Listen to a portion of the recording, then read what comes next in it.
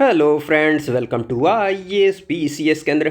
Friends, इस video में हम बात करने वाले हैं इंडियन पॉलिटी की। इंडियन पॉलिटी में हमने जहां तक बातें कर ली हैं उसके आगे इसमें कंटिन्यू करेंगे।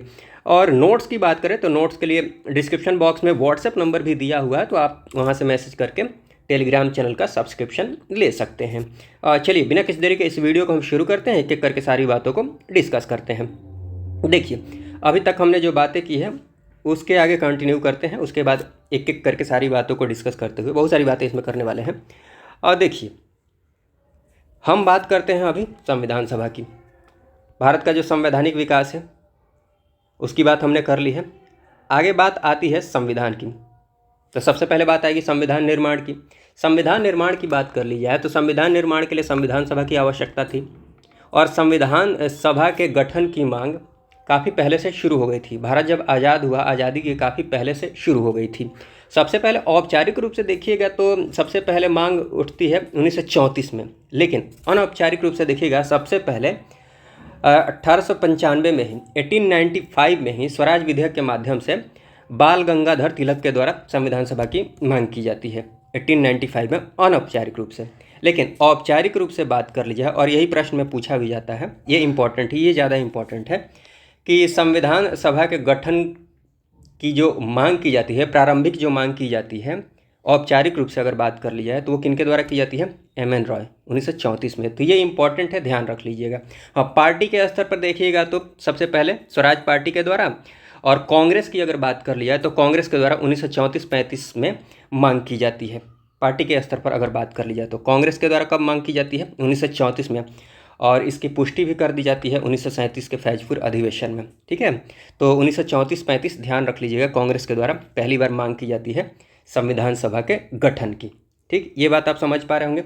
हाँ, उसके बाद देखिएगा कि बहुत सारे माने कुछ एक मिशन आते हैं जिनमें संविधान सभा के गठन की बात की जाती है, लेकिन संविधान सभा के गठन का जो काम शुरू होगा वो होगा कैबिनेट मिशन से।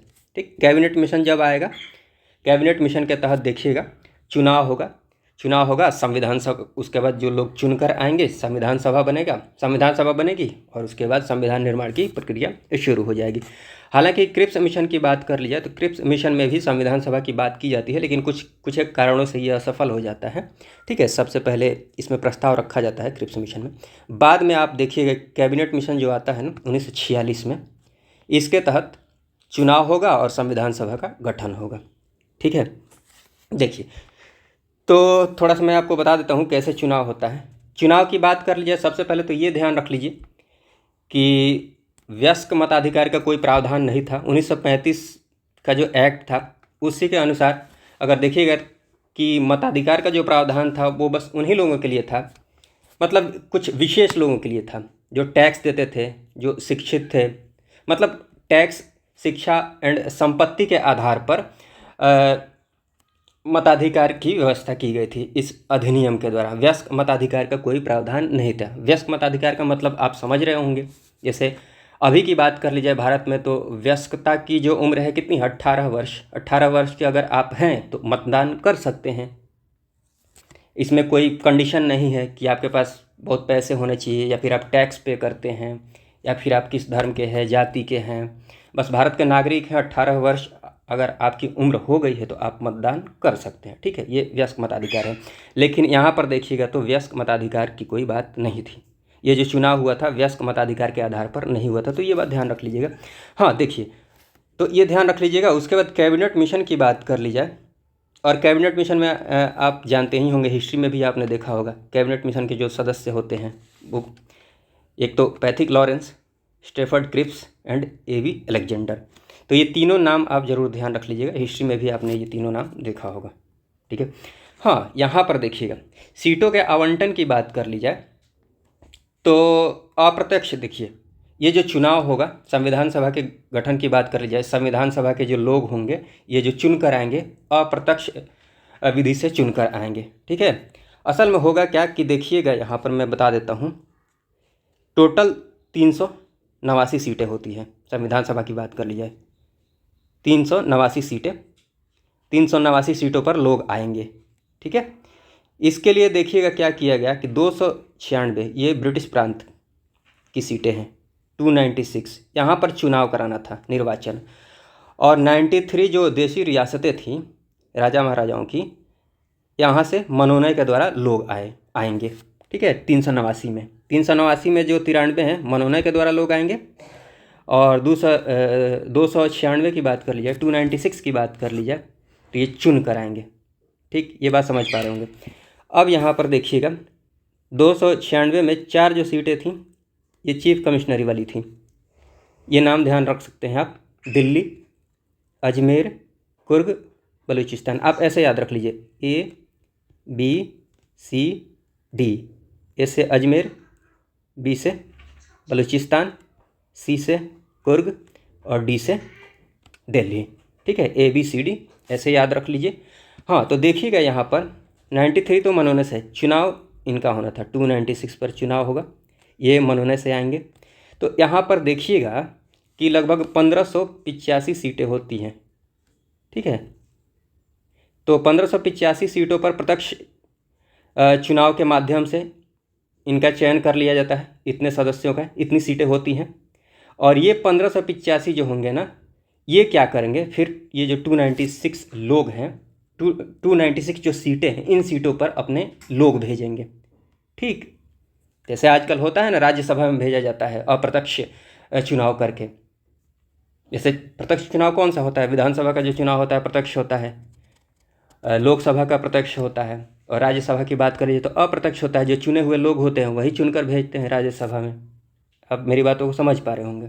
ठीक है, तो यहाँ पर आप ऐसे ही ध्यान रख लीजिए कि 1585 लोग चुने जाते हैं और वही लोग ये जो सीटें, ये यहाँ पर जो चुनाव कराना था, इनको चुनकर भेजते हैं। हाँ, लेकिन संविधान सभा के जो निर्वाचित सदस्य होते हैं ना, ये ऐसा कर दिया गया था कि प्रति 10 लाख पर एक व्यक्तियों को चुनकर भेजा जाएगा। ठीक है, प्रति 10 लाख व्यक्तियों पर एक प्रतिनिधि होंगे। क्लियर है? ये टोटल सीटें हैं 389, जिसमें 296 पर चुनाव हुआ, 93 मनोनय से आए, और प्रति 10 लाख पर एक व्यक्ति संविधान सभा में आया हुआ था। ये बात आप ध्यान रख लीजिएगा। ठीक, हाँ, उसके बाद देखिएगा एक और बात मैं आपको बता देना चाहूँगा। यहाँ पर देखिएगा 389 जो है ना, ये जो सीटें हैं पाकिस्तान को मिलाकर, मतलब पाकिस्तान उस समय तक नहीं बना हुआ था, लेकिन पाकिस्तान जब बन जाएगा, विभाजन हो जाएगा, तो भारत के पास सीटें रह जाएंगी। संविधान सभा की बात कर लीजिए, भारत में 299, 299। तो 1947, 15 अगस्त 1947 तक अगर बात कर लीजिए, 1947, 15 अगस्त 1947 से पहले 389 सीटें थीं, 389 सदस्य थे संविधान सभा में। ये ध्यान रख लीजिएगा, 389 सदस्य थे 15 अगस्त 1947 से पहले, लेकिन 15 अगस्त 1947 के बाद कितने सदस्य हो जाते हैं, 299 सदस्य हो जाते हैं। तो ये भी बात आप ध्यान रख लीजिएगा। ठीक है, हाँ, वहाँ उसके बाद देखिएगा जब चुनाव हो जाता है, चुनाव का जो परिणाम निकल कर आएगा उसमें देखिएगा 296 में 208 जो सीटें होती है, 208 सीटों पर कांग्रेस जीत कर आती है, 73 सीटों पर मुस्लिम लीग जीत कर आती है, और बाकी जो अन्य पार्टियां होती है 15 सीटों पर। ठीक है, चलिए संविधान सभा की बात कर लीजिए। ये सारी बातें हमने चुनाव की कर ली।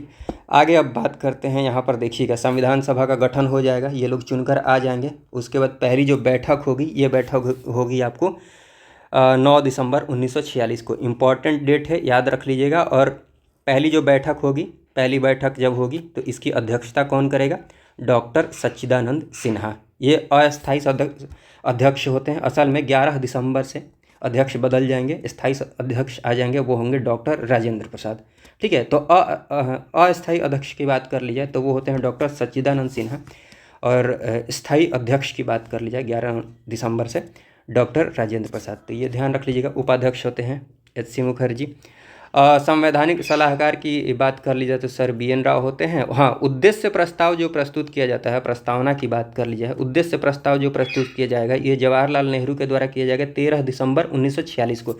ये सब डेट इम्पॉर्टेंट है। और इस उद्देश्य से जो प्रस्ताव है, उद्देश्य प्रस्ताव को स्वीकृत कर लिया जाएगा 12 जनवरी 1947। ये भी डेट इम्पॉर्टेंट है।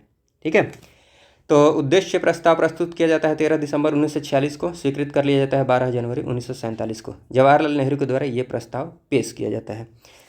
उसके बाद देखिएगा कि संविधान के बनाने की प्रक्रिया शुरू होती है और अल्टीमेटली जो संविधान बनकर तैयार होगा वो होगा 2 वर्ष 11 महीने 18 दिन में।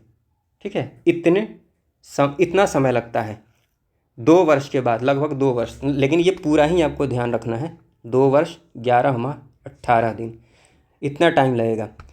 ठीक है, और उसके बाद जब संविधान बनकर तैयार हो जाएगा तो इस संविधान को अंगीकृत किया जाएगा, अपनाया जाएगा कब? 26 नवंबर 1949 को, 26 नवंबर 1949 को संविधान को अंगीकृत कर लिया जाता है, अपनाया जाता है। इसीलिए देखिएगा 26 नवंबर को संविधान दिवस के रूप में मनाया जाता है। उसके बाद जो संविधान सभा की अंतिम बैठक होगी वो होगी आपको 24 जनवरी 1950 और 26 जनवरी 1950 को संविधान लागू हो जाता है। ठीक है, और देखिएगा कि हाँ, ये तो मैंने आपको बता ही दिया है। कुल सदस्य होते हैं 389, 15 अगस्त 1947 से पहले, और उसके बाद बंटवारा हो जाता है 1947, 15 अगस्त 1947 के बाद 299, जिसमें देखिएगा 15 सदस्य, ये ध्यान रख लीजिएगा।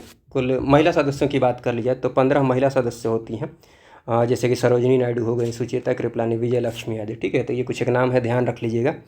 और ये 299 की बात है। यहाँ मैं आपको एक बात और बता देता हूँ, यहाँ पर देखिएगा, ये आप खुद ही समझ सकते हैं। ये जब पाकिस्तान बन जाएगा, सीट यहाँ पर सदस्य 299 हो जाएंगे, तो एक सीट जो थी बलूचिस्तान वाली, ये कहाँ चली जाएगी?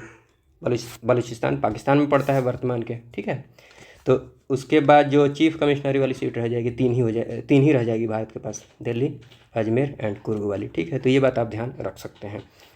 चलिए, उसके बाद देखिएगा कि संविधान निर्माण की प्रक्रिया के दौरान कुछ एक महत्वपूर्ण समितियां बनाई जाती है। जैसे संघीय संविधान समिति की बात कर लीजिए, संघीय विषय से संबंधित जो समितियां थीं, तो जहाँ भी संघ से संबंधित बात आएगी वहाँ पर ध्यान रख लीजिएगा जवाहरलाल नेहरू का नाम। ठीक है, तो संघीय संविधान समिति की बात कर लीजिए या फिर संघीय शक्तियों से संबंधित जो समिति थी, जवाहरलाल नेहरू इसके अध्यक्ष होते हैं। संचालन समिति की बात कर लीजिए, प्रक्रिया नियम समिति या फिर झंडा समिति की बात कर लीजिए। ठीक है, डॉक्टर राजेंद्र प्रसाद, संचालन इनके द्वारा किया जाता है, अध्यक्षता करते हैं। तो ये ऐसे आप याद रख सकते हैं, बहुत मुश्किल नहीं है। ड्राफ्टिंग कमेटी की बात कर लीजिए, प्रारूप समिति के अध्यक्ष होते हैं BR अम्बेडकर। हाँ, प्रांत से संबंधित जो बातें होंगी, मौलिक अधिकार की बात कर लीजिए, बाकी जो अल्पसंख्यक हो गए, जनजातीय या फिर जो अपवर्जित लोग थे, उनके क्षेत्रों से संबंधित जो सलाहकार समिति थी, ये जो समितियां हैं, इनके जो अध्यक्ष थे कौन थे? सरदार वल्लभ भाई पटेल। और सदन समिति की बात कर लीजिए तो इनके अध्यक्ष B पट्टाभी सीतारमैया। ठीक, ये कुछ एक महत्वपूर्ण अध्यक्ष हैं प्रमुख समितियों के, तो ये ध्यान रख लीजिएगा। उसके बाद ड्राफ्टिंग कमेटी भी इम्पोर्टेंट है। ये ड्राफ्टिंग कमेटी, प्रारूप समिति की बात कर ली जाए तो देखिए अध्यक्ष तो BR अम्बेडकर थे। प्रारूप समिति का जो गठन होता है ये इम्पोर्टेंट है, ध्यान रख लीजिएगा, 29 अगस्त 1947 को। और प्रारूप समिति में कुल 6 सदस्य होते हैं और एक अध्यक्ष, मतलब कुल मिलाकर 7 सदस्य, अध्यक्ष के साथ और बिना अध्यक्ष के 6 सदस्य। तो सदस्यों की बात कर ली जाए, सदस्यों के नाम भी आप ध्यान रख लीजिएगा। N गोपालास्वामी अयंगर, अल्लादी कृष्णा स्वामी अय्यर, KM मुंशी, मोहम्मद सादुल्लाह, BL मित्र, DP खेतान, ये सारे नाम ध्यान रख लीजिएगा। बाद में देखिएगा कि BL मित्र और DP खेतान के नहीं रहने पर BL मित्र की जगह पर आ जाते हैं N माधवराव और DP खेतान की जगह पर TT कृष्णमाचारी। ठीक है, तो ये ज़रूर ध्यान रख लीजिएगा, ये सब ये बहुत इंपॉर्टेंट है। उसके बाद चलिए कुछ एक बातें जो इधर कुछ एक फैक्चुअल बातें हैं, जैसे हाँ देखिएगा कि BR अम्बेडकर की बात कर ली जाए। BR अम्बेडकर असल में बंगाल से चुनकर आते हैं, बंगाल जो कि अब बांग्लादेश हो गया है। लेकिन जब बंटवारा हो जाता है 15 अगस्त 1947 के बाद, तो ये फिर से इनका चुनाव होता है। ये फिर कहाँ से चुनकर आएंगे? विभाजन के कारण देखिएगा ये फिर मुंबई से चुनकर आते हैं, तो ये बात ध्यान रख सकते हैं। बाकी संविधान सभा से संबंधित कुछ एक स्टेटमेंट है, ये ध्यान रख सकते हैं। जैसे ग्रेनविल ऑस्टिन ने कहा था कि संविधान सभा जो है, संविधान सभा ही कांग्रेस थी और कांग्रेस भारत, संविधान सभा कांग्रेस थी और कांग्रेस भारत, तो ये स्टेटमेंट है, ध्यान रख सकते हैं। उसके बाद देखिए कि आइवर जेनिंग्स का ये स्टेटमेंट है कि अपनी राष्ट्रवादी प्रक्रिया में भारतीय संविधान के निर्माताओं ने अल्पसंख्यकों के हितों तथा भावनाओं को कम करके आंका है। ठीक, अपनी राष्ट्रवादी प्रक्रिया में भारतीय संविधान के जो निर्माता थे, उन्होंने जो अल्पसंख्यक के हित थे, उनकी जो भावनाएं थी, उनको कम करके आंका है। तो ये स्टेटमेंट है, बस ध्यान रख लीजिएगा। उसके बाद डॉक्टर राजेंद्र प्रसाद की बात कर ली जाए तो इनका स्टेटमेंट था कि एक संविधान एक मशीन की तरह बेजान चीज़ है। संविधान की बात कर लिया तो मशीन की तरह बेजान चीज़ है जब तक कि कोई इसको चलाए नहीं, ठीक है, जब तक कि इसमें कोई जीवन नहीं फूंकता है, मतलब जो उसका नियंत्रण कर रहा है, ठीक है। तो एक संविधान एक मशीन की तरह है, बेजान चीज़ है, इसमें वे लोग जीवन फूंकते हैं जो इसका नियंत्रण करते हैं, ठीक है। उसके बाद देखिएगा ये सब हो जाएगा, अंतरिम सरकार का गठन किया जाएगा। अंतरिम सरकार का जो गठन होगा, यहाँ देखिएगा अंतरिम सरकार के गठन की ही संविधान सभा की सारी बातें हो गई, इसको अलग से आप थोड़ा सा देख लीजिए। अंतरिम सरकार का जो गठन किया जाता है यहाँ 2 सितंबर 1946 को, इसमें मुस्लिम लीग के सदस्य नहीं होते हैं। 1946 ये संविधान, ये सारी जो बातें हैं ना, कहाँ गई, संविधान वगैरह संविधान निर्माण की प्रक्रिया संपन्न हो चुकी है, संविधान निर्माण हो चुका है, ये पहले की बात हो जाती है। 1946 में अंतरिम सरकार का जो गठन किया जाता है, कन्फ्यूज नहीं होइएगा, ये पहले की बात हो जाती है। अंतरिम सरकार का गठन हुआ रहता है 2 सितंबर 1946 को। मुस्लिम लीग के सदस्य इसमें नहीं शामिल होते हैं, ठीक है। बाद में मुस्लिम लीग के सदस्य जब आएंगे, तैयार होंगे इसमें आने को, तो फिर से इसका पुनर्गठन होगा 26 अक्टूबर 1946 को। तो ये डेट याद रख लीजिएगा। उसके बाद यहाँ पर देखिएगा कुछ एक मंत्रालय हैं और ये एग्जाम पर्सपेक्टिव से महत्वपूर्ण है, ये ध्यान रख लीजिएगा। जैसे विदेश मंत्रालय की बात करें, राष्ट्रमंडल से संबंधित मामलों की बात करें, तो ये मंत्रालय किनके पास था, जवाहरलाल नेहरू के पास, JL नेहरू, ठीक है। तो ये ध्यान रख लीजिएगा। सूचना एवं प्रसारण की बात कर लीजिए या फिर गृह मंत्रालय की बात कर लीजिए, वल्लभ भाई पटेल के पास ये मंत्रालय था। खाद्य एवं कृषि की बात कर लीजिए, डॉक्टर राजेंद्र प्रसाद के पास। रक्षा की बात कर लीजिए, बलदेव सिंह के पास। और श्रम की बात कर लीजिए, श्रम विभाग की बात कर लीजिए तो जगजीवन राम के पास, ठीक है। और यहाँ पर देखिएगा कि स्वतंत्रता के बाद, स्वतंत्र भारत का पहला जब मंत्रिमंडल बनेगा 1947 में, ठीक है, ये तो आज़ादी से पहले का है।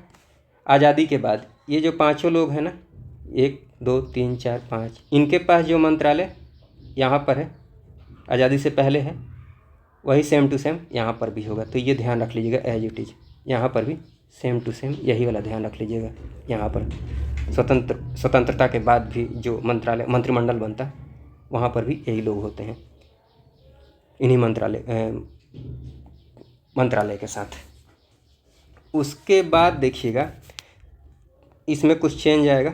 जैसे शिक्षा की बात कर लिया तो आज़ादी से पहले राजगोपालाचारी होते हैं शिक्षा मंत्री, और आज़ादी के बाद देखिएगा शिक्षा मंत्री अबुल कलाम आज़ाद। वित्त मंत्रालय की बात कर लिया तो ये किन के पास होता है, लियाकत अली के पास। यहाँ पर देखिएगा RK षणमुखम चेट्टी, तो ये ध्यान रख लीजिएगा। उद्योग एवं आपूर्ति की बात कर लीजिए, उद्योग एवं आपूर्ति जॉन मथाई होते हैं आज़ादी से पहले, स्वतंत्रता से पहले। यहाँ पर देखिएगा उद्योग एवं आपूर्ति डॉक्टर श्यामा प्रसाद मुखर्जी, ठीक है। तो ये सारी बातें हैं। उसके बाद और यहाँ पर देखिएगा कि जॉन मथाई को रेल मंत्रालय मिल जाता है। वाणिज्य की बात कर लीजिए तो ध्यान रख लीजिएगा, वाणिज्य मंत्रालय किनके पास, CH भाभा। तो ये सारी बातें हैं। उसके बाद देखिएगा कि जो संविधान बनकर तैयार हुआ भारत का, बहुत सारी बातें थीं जो अलग अलग देशों से ली गई, और जो एग्ज़ाम पर्सपेक्टिव से महत्वपूर्ण है उन बातों को हम यहाँ देखने वाले हैं।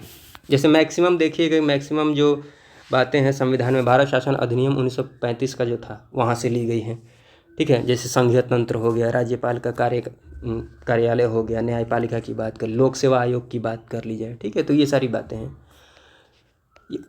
यहाँ देखिएगा इम्पोर्टेंट बातें जो शुरू हो जाती है वो यहाँ से, संसदीय शासन की बात कर लीजिए, पार्लियामेंट्री गवर्नमेंट की बात कर लिया तो ये कहाँ से लिया गया है, ब्रिटेन से। रूल ऑफ लॉ ब्रिटेन, मंडलीय प्रणाली ऑब्वियस सी बात है ब्रिटेन। सिंगल सिटीजनशिप की बात कर लिया, एकल नागरिकता की बात कर लिया, ये भी ब्रिटेन से। बाई कैमरल सिस्टम, द्विसदनीय प्रणाली की बात कर लीजिए, ये भी ब्रिटेन से। और संसदीय विशेषाधिकार की बात कर लीजिए, ये भी ब्रिटेन से। उसके बाद देखिएगा ये इम्पोर्टेंट हो जाता है आपको, मूल अधिकार की बात कर लीजिए, फंडामेंटल राइट्स की बात कर लीजिए, तो ये कहाँ से लिया गया है, USA से, ठीक है। न्यायपालिका की जो स्वतंत्रता है इसकी बात कर लीजिए, ये भी USA से। न्यायिक पुनरावलोकन की बात कर लीजिए, जुडिशियल रिव्यू की बात कर लीजिए, USA। उद्देशिका के विचार की बात कर लीजिए, इंपॉर्टेंट है, ध्यान रख लीजिएगा, USA। राष्ट्रपति पर महाभियोग लगाने की बात कर ली जाए, इम्पीचमेंट की बात कर ली जाए यूएसए, उपराष्ट्रपति के पद की बात कर ली जाए, उपराष्ट्रपति के पद की बात कर ली जाए यूएसए, और संविधान की सर्वोच्चता की बात कर ली जाए, ये सारी बातें जो है कहाँ से ली गई हैं, यूएसए। उसके बाद देखिएगा डीपीएसपी इंपॉर्टेंट है, ध्यान रख लीजिएगा। राज्य के नीति निदेशक तत्व की बात कर लिया, राज्य के नीति निदेशक तत्व की बात करें तो आयरलैंड से। और राज्यसभा में कुछ जो सदस्य हैं, जैसे अभी आपको पता होगा 12 सदस्य मनोनीत किए जाते हैं, तो मनोनय ये वाला जो प्रावधान लिया गया है ये कहाँ से आया है, आयरलैंड से। तो ये इंपॉर्टेंट है, ये भी ध्यान रख लीजिएगा। और राष्ट्रपति के निर्वाचन की जो पद्धति थी, कैसे राष्ट्रपति का निर्वाचन होता है, आगे हम बात भी करने वाले हैं, तो ये आयरलैंड से। उसके बाद देखिएगा, इसको आप आसानी से ध्यान रख सकते हैं ये सारी बातें। इसमें देखिएगा कि केंद्र का थोड़ा सा मतलब केंद्र की तरफ ये सारा प्रावधान झुका हुआ है, सारी बातें झुकी हुई हैं, ठीक है। जैसे यहाँ देखिए, सशक्त केंद्र के साथ संघीय व्यवस्था, सशक्त केंद्र, तो ये कहाँ से लिया गया है, कनाडा से। जहाँ पर भी आपको दिखेगा ऐसा केंद्र की तरफ झुका हुआ, जहाँ पर केंद्र का वर्चस्व आपको दिखेगा, शक्ति केंद्र की तरफ झुकी हुई दिखेगी, समझ जाइएगा वो कहाँ से लिया गया है, कनाडा से। जैसे केंद्र द्वारा राज्यपाल की नियुक्ति, केंद्र के द्वारा राज्यपाल की नियुक्ति की जाती है। राज्य में अगर देखा जाए तो राज्यपाल जो होता है केंद्र का ही आदमी होता है, ठीक है, तो ये भी कनाडा से। राष्ट्रपति के विचारार्थ राज्यपाल द्वारा जो विधेयक सुरक्षित कर लिया जाता है, मतलब राज्यपाल क्या करता है, विधेयक सुरक्षित कर लेता है राष्ट्रपति के लिए, राष्ट्रपति उस पर विचार करेगा, तो ये भी देखिए केंद्र की तरफ ही झुका हुआ है, तो ये भी कहाँ से लिया गया है, कनाडा से। और बाकी जो भी शक्तियाँ बच जाती है, अवशिष्ट शक्तियाँ, जैसे केंद्र सूची की बात हम करेंगे, संघ सूची की बात करेंगे, राज्य सूची की बात, ये समवर्ती सूची की बात करेंगे अभी, तो उसमें अवशिष्ट शक्तियाँ भी आती हैं। तो अवशिष्ट शक्तियाँ जो बच जाती है वो कहाँ चली जाती है, केंद्र के पास। तो ये भी इसका भी प्रावधान कहाँ से आया है, कनाडा से। केंद्र राज्य संबंध की बात कर ली है तो ये कनाडा से। तो सारी बातें आप देख रहे हैं, ये सारी बातें लगभग केंद्र की तरफ ही झुकी हुई है, संघ की तरफ झुकी हुई है। तो ये सारी बातें कहाँ से हैं, कनाडा से, ठीक। उसके बाद बात करते हैं समवर्ती सूची की बात कर लीजिए। अभी हम बात करने वाले हैं संघ सूची, राज्य सूची, समवर्ती सूची। समवर्ती सूची की बात कर लीजिए ऑस्ट्रेलिया से। संसद के दोनों सदनों की जो संयुक्त बैठक होती है, ये हम आगे बात करने वाले हैं संयुक्त बैठक की, तो ये भी कहाँ से लिया गया है, ऑस्ट्रेलिया से। उद्देशिका की जो भाषा है, देखिए उद्देशिका के विचार की बात कर ली जाए तो विचार कहाँ से, यूएसए से, और भाषा कहाँ से, ऑस्ट्रेलिया से।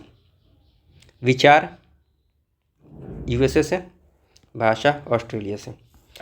उसके बाद आपातकाल के दौरान जो मूल अधिकार स्थगित कर दिए जाते हैं, इसके ये जो स्थगन का प्रावधान है ये कहाँ से आया है, जर्मनी से। उसके बाद मूल कर्तव्य की बात कर लीजिए, फंडामेंटल ड्यूटीज़ की बात कर लीजिए तो रसिया से। और प्रस्तावना में जो 3 न्याय की बात की गई है, सामाजिक, आर्थिक एवं राजनीतिक न्याय, अभी हम बात करने वाले हैं प्रस्तावना की, तो ये भी देखिएगा ये कहाँ से, रूस से, ध्यान रख लीजिएगा। उस समय ये पूर्व सोवियत संघ हुआ करता था, ठीक है। गणतंत्र की बात कर ली जाए तो फ्रांस से। और प्रस्तावना में देखिएगा स्वतंत्रता, समता और बंधुता की बात की गई है, अभी हम बात करने वाले हैं, तो ये भी कहाँ से, फ्रांस से। और उसके बाद संविधान संशोधन की प्रक्रिया की बात कर लिया, 368 में हम पढ़ेंगे, आगे बात करने वाले हैं, तो ये दक्षिण अफ्रीका से। और राज्यसभा के सदस्यों का जो निर्वाचन होता है, अप्रत्यक्ष विधि से निर्वाचन होता है, ये कहाँ से, दक्षिण अफ्रीका से। और यहाँ ध्यान दीजिएगा, कन्फ्यूज नहीं होइएगा, राज्यसभा के सदस्यों का जो निर्वाचन होता है इसकी बात कर ली जाए, ये जो बात ली गई है, ये जो प्रावधान है इसकी बात कर ली जाए तो ये कहाँ से आया हुआ है, दक्षिण अफ्रीका से। सदस्यों के निर्वाचन की बात कही गई है यहाँ पर।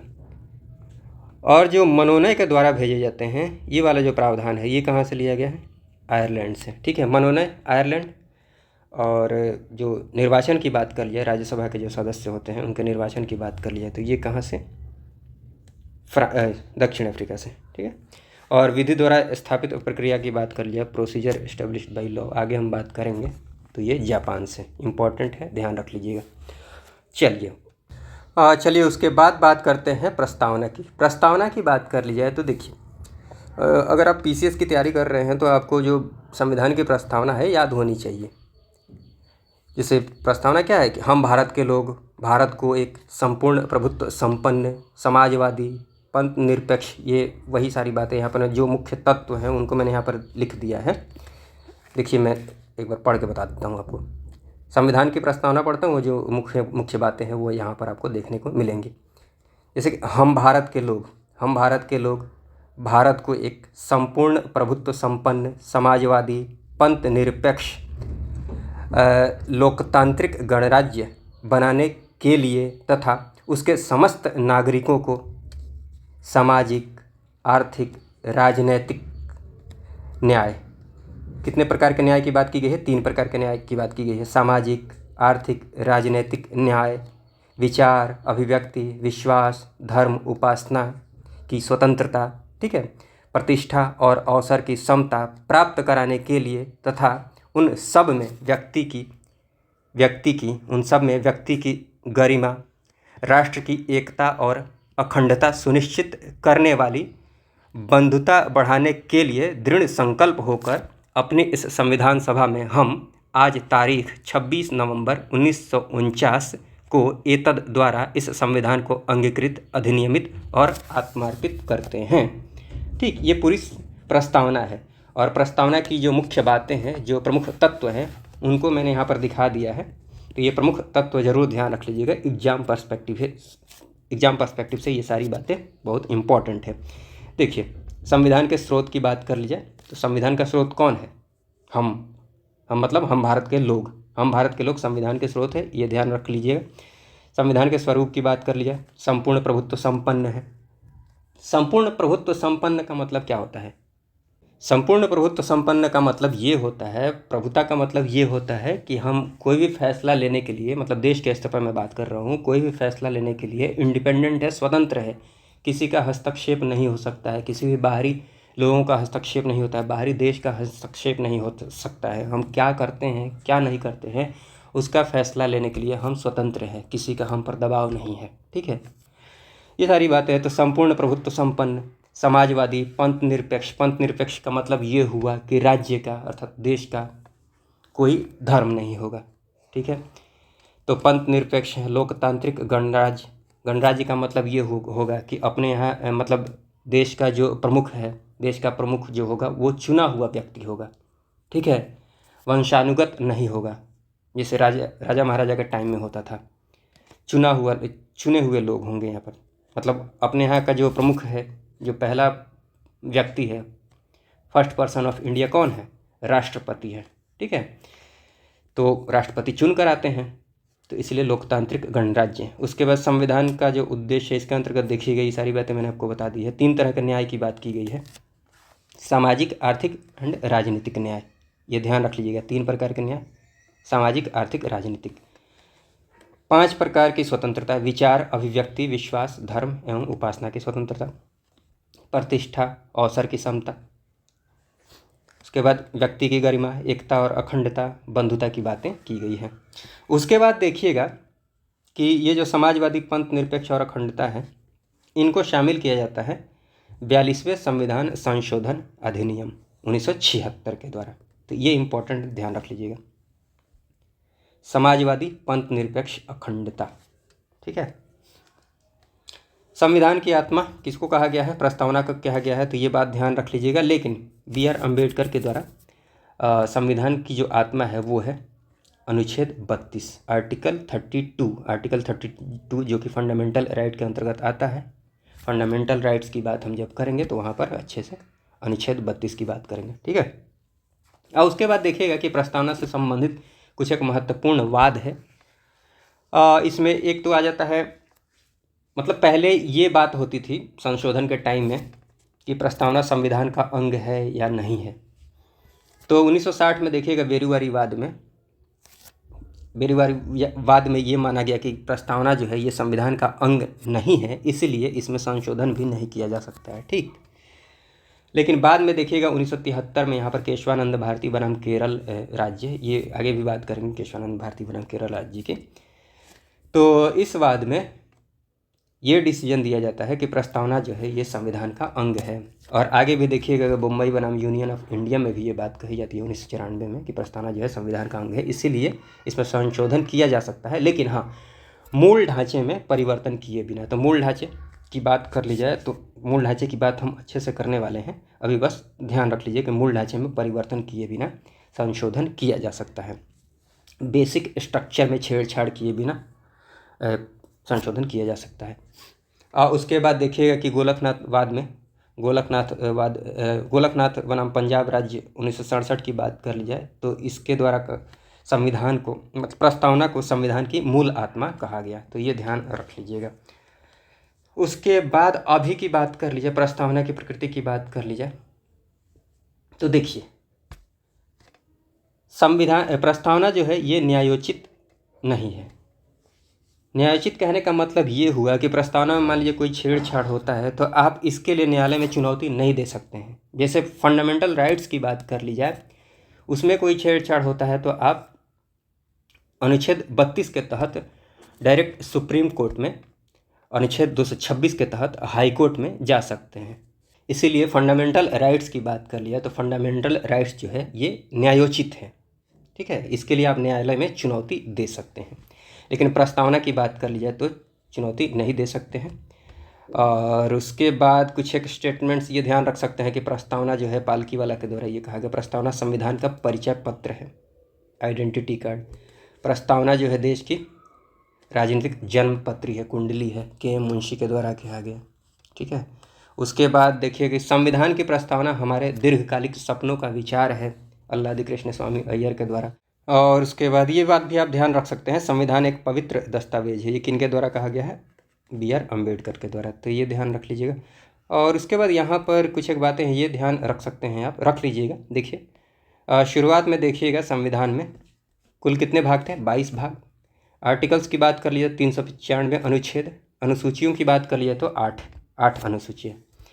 लेकिन अभी की बात कर लीजिए, अब बात कर लीजिए, बहुत सारे अमेंडमेंट्स हुए हैं, संशोधन हुए हैं, तो अब देखिएगा भाग की बात कर लीजिए तो 25 भाग हैं। और अनुसूचियों की बात कर लीजिए तो पहले 8 अभी 12 हैं। और गणना की दृष्टि से अगर आर्टिकल्स की बात कर लिया, मूल रूप से देखिएगा 395 है, लेकिन गणना की दृष्टि से देखिएगा आर्टिकल्स तो अब 465 प्लस हो गए हैं, ठीक है। गणना की दृष्टि से कहने का मतलब ये हुआ, जैसे मान लीजिए अनुच्छेद 39 है, ठीक है। अब 39 में देखिएगा कि आपको 1 सेकंड 39 है, 39 में संशोधन करके 39 में ही एक आर्टिकल 4 जोड़ दिया गया है, ठीक है, 42वें संविधान संशोधन 1976 के द्वारा। ऐसे ही 48 क हो गया, बहुत सारे आर्टिकल्स ऐसे जोड़े हुए हैं, 43 क ख, ठीक, आप मेरी बातों को समझ पा रहे होंगे। तो है तो 43 ही, उसमें क ख ग जोड़ा गया है, जिसकी वजह से काउंटिंग की दृष्टि से देखने जाइएगा, गिनती की दृष्टि से तो वो 450 भी क्रॉस कर गया हुआ है, ठीक है। और उसके बाद कुछ एक फैक्चुअल बातें हैं, जैसे कि विश्व की जो पहले लिखित संविधान की बात कर लिया, विश्व का जो प्रथम लिखित संविधान है वो कौन है, USA है, और सबसे छोटा संविधान भी है, ठीक है। और विश्व का सबसे बड़ा जो संविधान है वो भारत का ही है, विश्व का सबसे बड़ा लिखित संविधान। चलिए उसके बाद बात करते हैं, ये सारी बातें तो आप जानते ही हैं कि संसदीय शासन प्रणाली कहाँ से आई है, ब्रिटेन से। और भारतीय राजनीतिक व्यवस्था में जो सर्वोच्च है, सबसे ऊपर है, वो कौन है, संविधान है। तो ये सारी बातें तो आप जानते हैं। चलिए उसके बाद बात कर लेते हैं अनुसूचियों की। अनुसूचियों की बात कर लेते हैं, फिर भाग की बात कर लेंगे, और उसके बाद आर्टिकल्स की बात अगर करें तो आर्टिकल्स जो हम जैसे नागरिकता पढ़ेंगे, मौलिक अधिकार, जो भी टॉपिक्स हम पढ़ते जाएंगे तो आर्टिकल्स की बात हम करते जाएंगे, लास्ट में आर्टिकल्स को कंक्लूड कर लेंगे एक ही जगह पर, ठीक है। जितने भी आर्टिकल्स हैं, जितने भी महत्वपूर्ण आर्टिकल्स हैं, सभी को एक जगह कंक्लूड कर लेंगे। चलिए तो हम यहाँ पर अनुसूचियों की बात कर लेते हैं। अनुसूचियों की बात कर ली जाए तो देखिए पहली अनुसूची की बात कर लिया, देखिए पहली अनुसूची की बात करें, भाग की बात करें या फिर आर्टिकल्स की बात करें, हर जगह राज्य एवं संघ की बात कही गई है, ठीक है। तो ये तो आप आसानी से याद रख सकते हैं और ये क्वेश्चन पूछा भी नहीं जाएगा। तो पहली अनुसूची में राज्य एवं संघ राज्य क्षेत्र की बात कही गई है। और उसके बाद दूसरी अनुसूची की बात कर ली जाए तो भारतीय संघ के अंतर्गत जो भी पदाधिकारी आते हैं उनको मिलने वाले जो वेतन होते हैं, भत्ते होते हैं, पेंशन आदि का उल्लेख किया गया है। जो भी पदाधिकारी होते हैं, जैसे राष्ट्रपति हो गए, राज्यपाल, लोकसभा या फिर विधानसभा के जो अध्यक्ष होते हैं, उपाध्यक्ष होते हैं, राज्यसभा की बात कर लिया, विधान परिषद की बात कर लिया, इनके जो सभापति, उपसभापति, सुप्रीम कोर्ट, हाई कोर्ट के जो न्यायाधीश होते हैं, इनको मिलने वाले जो वेतन भत्ते या फिर पेंशन की बात कर लीजिए। आप ऐसे इनको याद रख लीजिए, ऐसे याद रखने में आपको आसानी होगी। ऐसे 1 सेकंड, स्पोर्ट्स, SPORTS, ठीक, ये पहली अनुसूची हो गई। एस से स्टेट, राज्य, राज्य से ये याद रख लीजिएगा, राज्य एवं संघ राज्य क्षेत्र। उसके बाद पी से पेंशन, पेंशन से आप ये पेंशन, वेतन, भत्ते याद रख लीजिएगा। ओ से बात कर ली जाए तो तीसरी अनुसूची में ओथ की बात कही गई है, शपथ की बात की गई है, ठीक है, इसमें तीसरी अनुसूची में। चौथी अनुसूची में बात कर ली जाए, आर से याद रख लीजिएगा राज्यसभा, ठीक है। पांचवी अनुसूची की बात कर ली जाए, टी से याद रख लीजिएगा ट्राइब्स, जनजाति।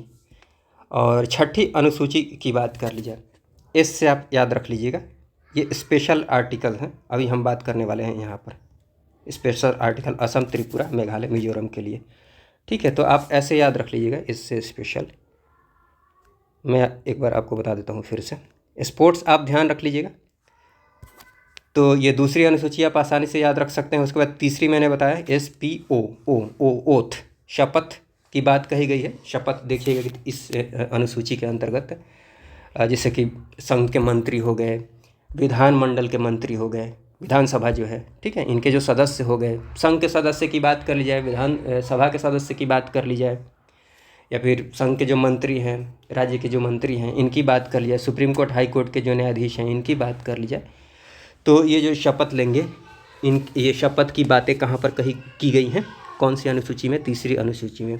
और ये ध्यान रख लीजिएगा, जैसे राष्ट्रपति हो गए, उपराष्ट्रपति हो गए, राज्यपाल हो गए, इनकी जो शपथ होती है, इनके शपथ की बात इस अनुसूची में नहीं की गई है। इनका जो राष्ट्रपति की बात करें, उपराष्ट्रपति, राज्यपाल, इनके लिए अलग अनुच्छेद है, आर्टिकल्स हैं, वहाँ बात कही गई है। जैसे राष्ट्रपति की बात कर लिया है तो अनुच्छेद 60 में राष्ट्रपति के शपथ की बात कही गई है, ठीक है। वैसे ही आप कमेंट बॉक्स में बताइएगा उपराष्ट्रपति के लिए किस अनुच्छेद में बात की गई है, ठीक है, शपथ के लिए।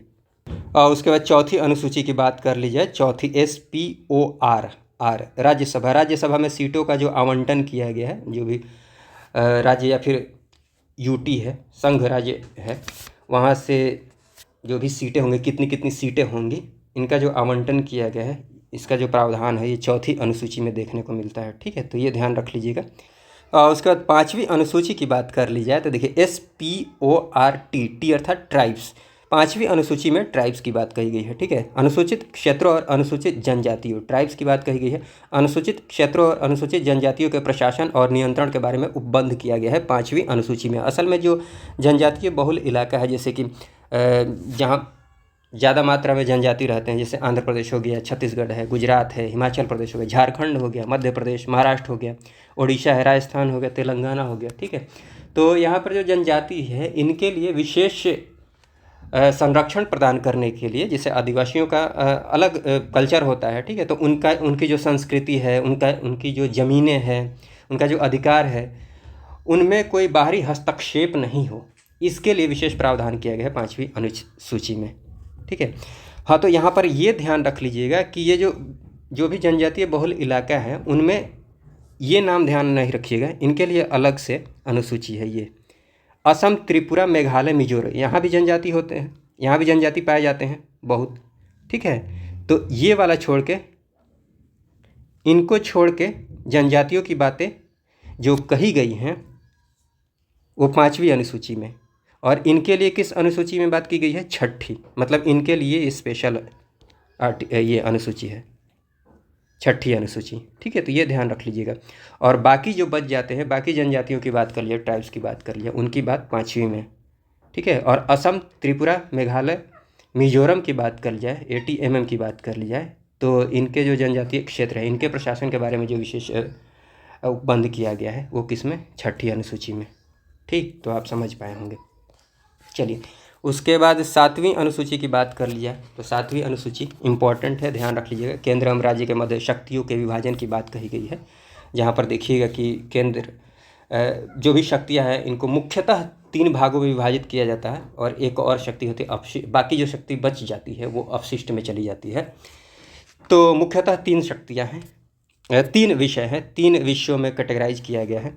एक तो संघ सूची है, एक राज्य सूची है, एक समवर्ती सूची है, 3 लिस्ट है, संघ सूची, राज्य सूची, समवर्ती सूची। संघ सूची की बात कर लीजिए तो संघ सूची के अंतर्गत जो भी विषय आएंगे, इन पर केवल संघ ही कानून बना सकता है, केंद्र कानून बना सकता है।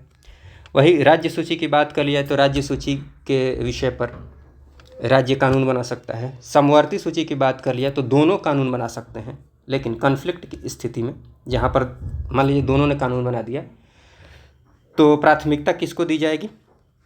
संघ को दी जाएगी। ठीक है, आप मेरी बातों को समझ पा रहे होंगे। और यहाँ पर मैंने जो भी महत्वपूर्ण विषय हैं इनको मेंशन किया हुआ है।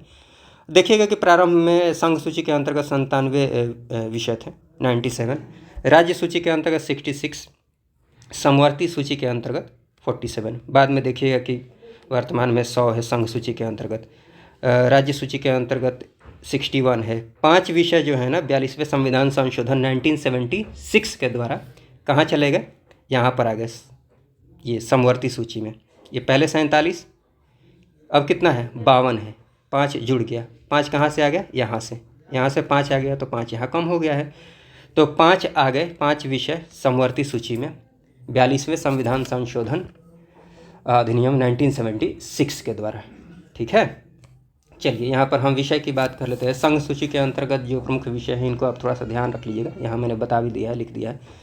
कानून बनाने का जो अधिकार होगा संघ को होगा। इसके अंतर्गत जैसे रेडियो और टेलीविज़न हो गया, शेयर बाज़ार से संबंधित अगर कानून बनाना है, डाकघर की बात कर लीजिए, सेविंग बैंक, बचत बैंक की बात कर लीजिए, जनगणना की बात कर लीजिए, बीमा की बात कर लीजिए, रक्षा से संबंधित, रेलवे आदि। ठीक है, जो भी प्रमुख विषय हैं ये, तो ये संघ सूची के अंतर्गत आते हैं।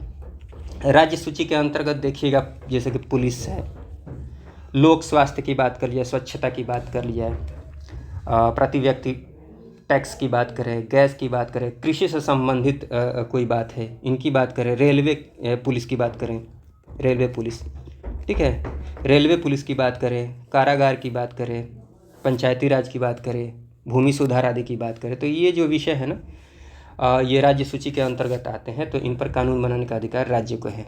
उसके बाद आ जाता है समवर्ती सूची। समवर्ती सूची की बात कर लिया तो कानून बनाने का अधिकार जो होता है दोनों को होता है, लेकिन टकराव की स्थिति में केंद्र प्रभावी होगा, केंद्र का कानून प्रभावी होगा। ठीक है, तो यहाँ पर देखिएगा समवर्ती सूची के अंतर्गत जो विषय आएंगे जैसे कि इकोनॉमिक प्लानिंग की बात की जाए, आर्थिक योजना की बात कर ली जाए, या फिर आपराधिक मामले जो हो गए, तो ये जो है ये जो भी विषय है ना इन पर दोनों कानून बना सकते हैं, लेकिन टकराव की स्थिति में केंद्र का कानून प्रभावी होगा। उसके बाद देखिए जनसंख्या नियंत्रण की बात कर लीजिए, इस पर दोनों कानून बना सकते हैं। जनसंख्या नियंत्रण और परिवार नियोजन की बात कर लीजिए, फैमिली प्लानिंग की बात कर लीजिए, और वन की बात कर लीजिए। एक बार मैं आपको बता देता हूँ, ये जो पाँचों ये यहाँ पर राज्य सूची के जो विषय थे 5, 42वें संविधान संशोधन अधिनियम 1976 के द्वारा पाँचों वो कहाँ चले आए? समवर्ती सूची। मतलब उस पर अब केंद्र भी कानून बना सकता है, राज्य भी। ठीक है, तो पाँचों आप ध्यान रख लीजिएगा, वो पाँचों विषय। एक तो शिक्षा है, शिक्षा 42वें संविधान संशोधन 1976 के द्वारा किस में आ गया है? ये पहले राज्य में था, पहले राज्य सूची का विषय था, अब किस में आ गया है? समवर्ती सूची में। ठीक है, तो एक तो शिक्षा है, दूसरा ध्यान रख लीजिएगा वन। ये मैं आपको यहाँ पर मेंशन नहीं किया है ठीक से, यहाँ पर मैं मेंशन कर दूंगा यहाँ पर अच्छे से। ठीक है, टेंशन नहीं लीजिएगा, नोट्स में आपको मिल जाएगा। एक तो हो गया शिक्षा, वन। उसके बाद वन्य जीवों का जो संरक्षण है वो भी मैंने यहाँ पर लिखा हुआ नहीं है। ठीक है, तो ये हो गया ये शिक्षा, दूसरा ये वन, उसके बाद तीसरा वन्य जीवों का संरक्षण। उसके बाद माप तौल की बात कही गई है, माप तौल से संबंधित कानून की बात कर ली जाए, वेट्स एंड मेजरमेंट की बात कर ली जाए, तो इसको इसमें समवर्ती सूची में लाया गया है जो कि राज्य सूची में था। और उसके बाद न्याय प्रशासन, मतलब सुप्रीम कोर्ट और हाई कोर्ट की बात कर, सुप्रीम कोर्ट और हाई कोर्ट को छोड़कर बाकी न्याय प्रशासन की बात कर ली जाए तो इनको किस में उठा कर रख दिया गया? समवर्ती सूची में रख दिया गया। तो ये जो 5 नाम मैंने लिए हैं वो मैं इसमें नोट्स में मेंशन भी कर दूंगा अच्छे से। यहाँ पर खाली शिक्षा और वन दिख रहा है और आपको पता नहीं चल रहा होगा कि वन को समवर्ती सूची में लाया गया है राज्य से, तो एक जगह इकट्ठे मैं यहाँ पर लिख दूंगा 42वें संविधान संशोधन अधिनियम 1976 के द्वारा जो भी विषय लाए गए हैं किसमें? राज्य सूची से समवर्ती सूची में, पाँचों विषय वो ये हैं, वो मैं यहाँ पर मेंशन कर दूंगा। ठीक है, उसमें आ जाएगा शिक्षा, आ जाएगा वन, आ जाएगा वन्य जीवों का संरक्षण, आ जाएगा माप तौल, आ जाएगा न्याय प्रशासन, आ जाएगा, ये सारी बातें। चलिए उसके बाद बात कर लेते हैं। हाँ, इसमें कुछ एक और अनुसूचियाँ थी यहाँ देख लीजिए, 7वीं अनुसूची के बाद बात आती है 8वीं की। 8वीं अनुसूची में जो शुरुआत में तो 14 भाषाओं का जिक्र किया गया था, 14 भाषाओं का, लेकिन अभी की बात कर लिया तो अभी कुल 22 भाषाएं आती है 8वीं सूची के अंतर्गत संशोधन के बाद से। 21 जो 21वां संविधान संशोधन होगा तो उसमें सिंधी को ऐड कर दिया जाएगा तो 15 हो जाएगा। उसके बाद 1971 में नेपाली को, ऐसे नमक याद रख लीजिए, नमक, नेपाली, मणिपुरी, कोंकणी, ठीक है, इनको ऐड कर दिया जाता है। और उसके बाद ये 92वां संविधान संशोधन 2003 के द्वारा बाद में बोडो, डोगरी, संथाली और मैथिली को ऐड कर दिया जाता है। तो वर्तमान में कितनी भाषाएं हैं? 22 भाषाएं हैं 8वीं अनुसूची के अंतर्गत। उसके बाद 9वीं अनुसूची देखिएगा, पहला जो संविधान संशोधन होगा ना 1951 में, तो 9वीं अनुसूची को ही ऐड किया जाता है, 9वीं अनुसूची को ऐड किया जाता है, ठीक है। इसमें मतलब जो कुछ एक अधिनियम और जो रेगुलेशन है इनकी बात हम करेंगे, उनके वैलिडेशन की बात कही गई है। तो बाकी आप ध्यान रख लीजिएगा कि 1951 के द्वारा पहले संविधान संशोधन 1951 के द्वारा 9वीं अनुसूची को ऐड किया जाता है। ये इंपॉर्टेंट है, ध्यान रख लीजिएगा। 10वीं अनुसूची 52वें संविधान संशोधन 1985 के द्वारा इस अनुसूची को जोड़ा जाता है, जिसमें दल परिवर्तन की बात कही गई है, एंटी डिफेक्शन लॉ, मतलब दल परिवर्तन के आधार पर अयोग्यता के उपबंध की बात कही गई है। दल परिवर्तन आप जरूर ध्यान रख लीजिए, 10वीं अनुसूची, ठीक है।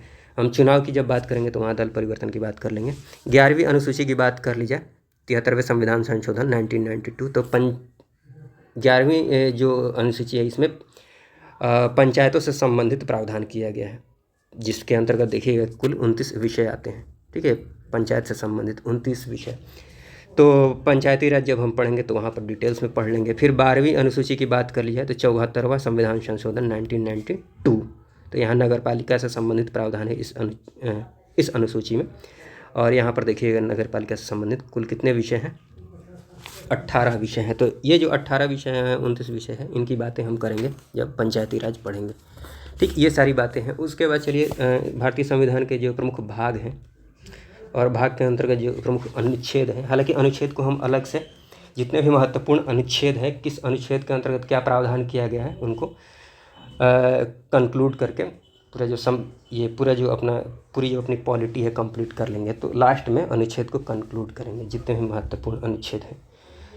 देखिए, संविधान के भाग 1 में, भाग 1 हो, संविधान का भाग 1 हो, पहली अनुसूची हो या फिर पहला अनुच्छेद हो, सब में संघ और राज्य की बात कही गई है, ठीक है। तो यहाँ पर भी संघ और राज्य, इसके अंतर्गत देखिए अनुच्छेद 1 से 4 तक संघ और राज्य से संबंधित बातें हैं, तो हम पढ़ेंगे। नागरिकता की बात कर लिए, भाग 2 में नागरिकता की बात कही गई है, नागरिकता और नागरिकता से संबंधित जो अनुच्छेद है 5 से लेकर 11 तक है, तो इनकी भी बात हम करेंगे। और उसके बाद भाग 3 में मूल अधिकार, फंडामेंटल राइट्स, अच्छे से बात करेंगे। 12 से लेकर 35 तक अनुच्छेद की बात कर लीजिए तो डीपीएसपी की बात कर लीजिए, राज्य के नीति निदेशक तत्व की बात कर लिया तो भाग 4 में इसका उल्लेख है। और अनुच्छेद की बात कर लिया तो 36 से लेकर 51 तक। भाग 4 ख की बात कर ली जाए तो मूल कर्तव्य का प्रावधान इसमें किया गया है। अनुच्छेद की बात कर ली जाए तो 51 का। भाग 5 की बात कर ली जाए तो यूनियन की बात, भाग 6 की बात कर ली जाए तो राज्य। तो इनको एक साथ याद रख लीजिए, 5, 6 संघ, राज्य, ठीक है। संघ की बात कर ली जाए तो संघ से संबंधित जो अनुच्छेद है 52 से लेकर 151 तक, और राज्य से संबंधित 152 से 237 तक। और उसके बाद 7वां अनुच्छेद, 7वां जो भाग होता है, इसको टर्मिनेट कर दिया गया है 7वें संविधान संशोधन 1956 के द्वारा, जिसमें देखिएगा कि पहली जो अनुसूची है, प्रथम अनुसूची में राज्य की बात कही गई है। उसमें देखिए अलग भाग ए, भाग बी, अलग अलग मतलब कैटेगराइज किया गया था, भाग ए वाले राज्य, बी वाले राज्य, इनकी बात हम बाद में कर लेंगे, बहुत ज़रूरी नहीं है। आप बस इसमें इतना याद रख लीजिए कि 7वें संविधान संशोधन 1956 के द्वारा ये भाग 7 है, ये 7 तो आप आसानी से ध्यान रख सकते हैं। इनको टर्मिनेट कर दिया गया है, निरस्त कर दिया गया है, आर्टिकल 238 इसके अंतर्गत आता है, तो इनको टर्मिनेट कर दिया गया है। आप हाँ, उसके बाद ये आप एक क्रम से इनको ध्यान रख लीजिए, 5, 6, 7 को टर्मिनेट कर दिया गया है। उसके बाद आता है ये 8, 5, 6, 8। तो 5 में संघ, 6 में राज्य और 8 में संघ राज्य क्षेत्र, ठीक है। 5, 6, 8 संघ मतलब यूनियन, राज्य स्टेट, संघ राज्य क्षेत्र, ठीक है, संघ राज्य क्षेत्र यूटी। 9वें भाग की बात करिए, 90वें भाग में पंचायत की बात की गई है और आर्टिकल की बात कर लीजिए 243 से लेकर 243 ओ तक। 9 का की बात कर लीजिए नगर पालिका, भाग 9 का में नगर पालिका, आर्टिकल 243 पी से 243 जेड जी तक। 9 ख की बात कर लीजिए सहकारी समितियों का प्रावधान किया गया है, cooperative society, article 243 Z H से जेड टी तक। उसके बाद अनुसूचित और जो जनजातीय क्षेत्र है, भाग 10 में इनका उल्लेख मिलता है, आर्टिकल 244 से 244 का। और उसके बाद भाग 11 की बात करिए केंद्र राज्य संबंध से संबंधित प्रावधान है, आर्टिकल 245 से 263 तक। इनको मतलब और भी इसमें देखिए कि जैसे कि ये केंद्र राज्य संबंध हो गया, बाकी जो भी प्रावधान किए गए तो ये अलग अलग अध्याय में बांटे गए हैं, तो ये वाला थोड़ा ध्यान रख लीजिएगा। अध्याय 1 जो है, अध्याय 1 में विधायी संबंध की बात की गई है, अध्याय 2 में प्रशासनिक संबंध की बात की गई है, तो ये थोड़ा सा ध्यान रख सकते हैं।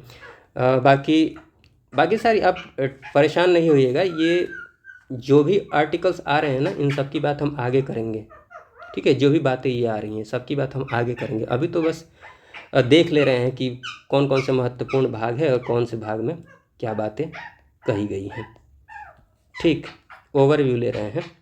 और उसके बाद आर्टिकल 15 की बात कर लीजिए तो वित्त संपत्ति, ठीक है, इनसे संबंधित आर्टिकल 264 से लेकर 300 का तक।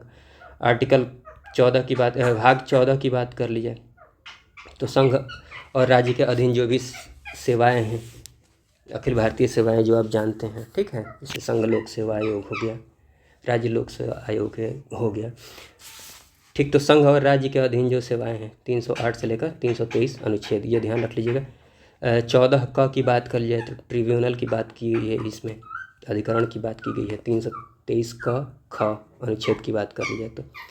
उसके बाद भाग 15 की बात कर लीजिए निर्वाचन और आर्टिकल की बात कर लिया तो निर्वाचन की बात आर्टिकल 324 से 39 तक की गई है। और 17 की बात कर ली जाए तो भाग 17 में राजभाषा का प्रावधान किया गया है, राजभाषा से संबंधित बातें हैं। और आर्टिकल्स की बात कर लिया 343 से लेकर 351 तक राजभाषा से संबंधित अनुच्छेद है। भाग 18 की बात कर लिए तो आपात से संबंधित प्रावधान है। और आर्टिकल्स की बात कर ली जाए तो 352 से लेकर 360, देखिए 352 हो जाता है, 356 हो जाता है, 360 हो जाता है, ये आपात से संबंधित आर्टिकल्स हैं, ठीक है। भाग 20 की बात कर ली जाए तो संविधान संशोधन से संबंधित प्रावधान इसमें किया गया है। और अनुच्छेद की बात कर ली जाए तो संविधान संशोधन से संबंधित जो आर्टिकल है वो कौन सा है, 368 है, ठीक है। तो ये सब प्रमुख भाग है, कुल 25 भाग है, लेकिन जो महत्वपूर्ण है, जो इम्पोर्टेंट है, प्रमुख है, उनको मैंने यहाँ पर दिखाया हुआ, ठीक। उसके बाद हम एक एक करके, जैसे देखिए यहाँ पर भाग 2 की बात हम फिर से करेंगे, जो इम्पोर्टेंट है, जो ज़रूरी है हमें पढ़ना। भाग 2 के अंतर्गत 5 से लेकर 11 तक जो भी आर्टिकल्स है, देखिए 5, 6, 7, 8, 9 सबको हम पढ़ेंगे, ठीक है। तो आपको परेशान होने की ज़रूरत नहीं है, ये सारी बातें हैं। चलिए इस वीडियो में बस इतना ही रहने देते हैं। इस वीडियो को देखने के लिए आपका बहुत बहुत धन्यवाद। जय हिंद, जय भारत।